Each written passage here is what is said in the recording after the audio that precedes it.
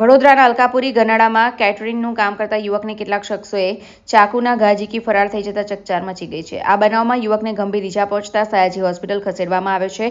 આ મામલે અકોટા પોલીસે આગળની તપાસ શરૂ કરી છે. વડોદરાના સયાજીબાગ શાસ્ત્રી બજાર ઝૂંપડપટ્ટી વિસ્તારમાં રહેતા પતરાની ચાલમાં રહેતા 40 વર્ષીય મહેશભાઈ શંકરભાઈ પ્રજાપતિ કેટરિંગના વ્યવસાય કરતા હોવાની પ્રાથમિક માહિતી સામે આવી છે. તેઓ સવારે અલકાપુરી જતા હતા. દરમિયાન અલકાપુરી ગનાડા પાસે સોનુ નામના શખ્સને ચપ્પુના ઘા મારતા છાતી, કાન અને કપાળમાં ગંભીર ઈજાઓ પહોંચતા સારવાર અર્થે 108 મારફતે સયાજી હોસ્પિટલ ખસેડવામાં આવ્યો હતો.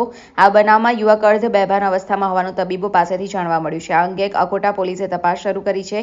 આ બનાવમાં કોઈ અંગત અદાવતમાં હત્યાનો પ્રયાસ છે કે કોઈ બોલાચાલી બાદ ઉશ્કેરાઈ ચપ્પુ માર્યું છે. આ બનાવને લઈ યુવકને લોહીથી લથપથ હાલતમાં સયાજી હોસ્પિટલમાં ખસેડવામાં આવ્યો હતો અને હાલ સારવાર ચાલી રહી છે. આ અંગે અકોટા પોલીસ મથકના પીઆઈ વાય.જી. મકવાણાએ જણાવ્યું કે આ બનાવને લઈ હાલમાં પોલીસ તપાસ ચાલી રહી છે. યુવકને ચાકુના ઘા મારનાર શખ્સની શોધખોળ ચાલી રહી છે અને આ મામલે આસપાસના સીસીટીવી ફૂટેજના આધારે વધુ તપાસ શરૂ કરી છે.